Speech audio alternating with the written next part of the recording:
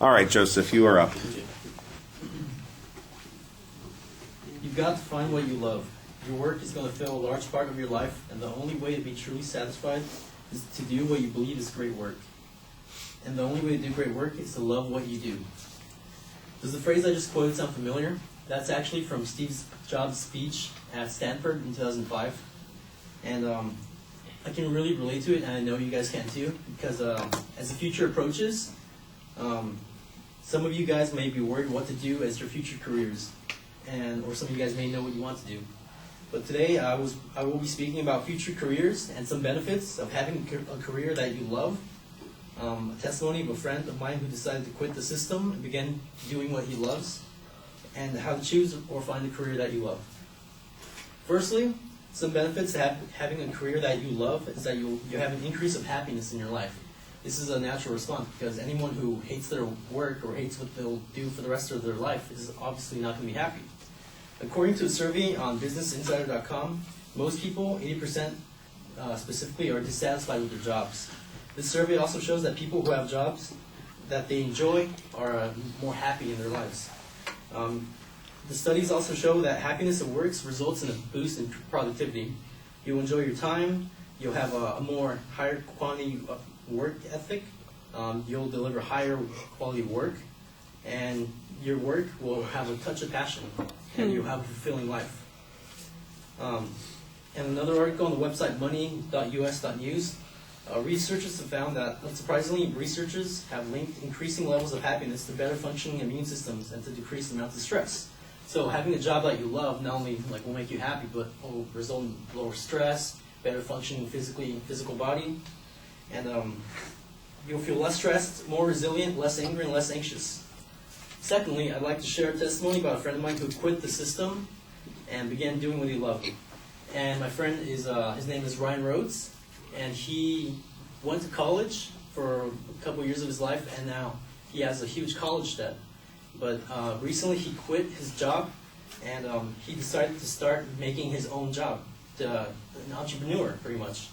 And so after gathering massive debts from college, he decided that he wasn't learning anything useful, and he dropped out, and he started his own business. And the quote from his blog is, one of the most startling realizations that I've come to over the last few months is that absolutely zero of what I learned in college has actually benefited me in real life, in any real-life practical sense. So he found that what he was studying in college had nothing to do with what he wanted to do with his life, that he didn't love that. So he decided to drop out and start searching for something he liked to do. And now he has a very successful video/graphic design business, and he's booming, and he's doing great. And John Seeley Brown, former chief scientist of Xerox, the cotton machine company, wrote about that with the unemployment rate apparently stuck at or near double digits, more people seem to be choosing a passion over a steady paycheck. So there's this new trend of people not only choosing their passion, what they love, over just money. I don't want to just be another drone. I actually want to do what I love and make money off that. So there's some research that shows that that's a starting trend. That's beginning. That's beginning to become very famous trend. And thirdly, I want to challenge you guys. I want to talk about how to find what you're passionate about. And so I want to ask you guys some questions, if you guys can just visualize about this and think about it. So, what makes you smile? What makes you come alive when you think about it, when you think about something you're doing? What is something helpful you've learned that if you put your mind to it, you'd be able to teach someone else? How did you learn how to do those things? What are the problems that the knowledge you have solves? These questions are some of the keys to figuring out your passion and what to pursue in figuring out your career. And in conclusion, I've shown you some benefits of having a career that you love, a testimony of a friend of mine who decided to quit the system and began pursuing what he loves, and how to choose a career or find a career that you love. I hope I challenge you to think twice about what you have in mind for your future career, and I encourage you to pursue what you love. And I'd like to end with a quote, a Chinese proverb: choose a job you love and you will never have to work a day in your life. Thank you. minutes. Oh, 5 minutes.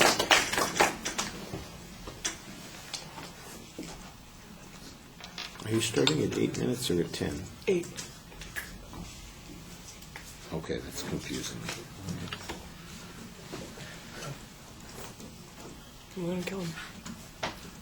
So it's a 5-minute speech that Yes. you just gave, 5 minutes? Yes. Okay. So I'm starting at 10 from now on. Well, yeah, they can go to up to 10, so count, you know, I'm just thinking of it as a countdown. All right. There we go. So, Ricky, what did you think? I thought you had a pretty good thesis, and it was clear. I like the evidence you had. I like the story about your friend that was an entrepreneur. It gave you credibility because you were able to connect with what you were talking about, and you had nice eye contact. I think you could have gone more in depth with some of your the things you talked about. And overall, I think it was good, but it was a little short.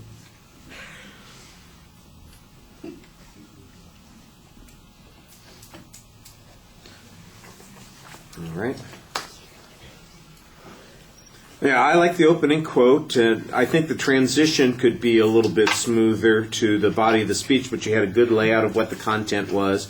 Also, at the end of the speech, I thought you had a nice review of the material. The structure is okay. That whole middle section with your friend's example is, it's basically an example. I'm not sure that I would make it a separate section in the speech, but rather an illustration of maybe that first point that you're talking about. You've got some good motivational issues here. The visualizations are pretty nice.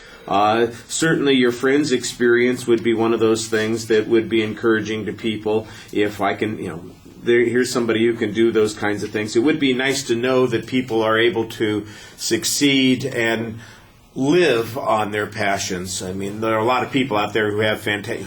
what I really love is surfing, so how could I make a living surfing? Well, unless you are going to teach people how to surf, or you're going to sell surfboards, or you're going to international surfing competitions or something like that, I don't know what the market is there for doing those kinds of things. And it's great if what you're passionate about is something that you can pursue as a career, but I'm not always sure how that operationalizes. It's an inspiring idea. It's always a good thing to want to be able to do that.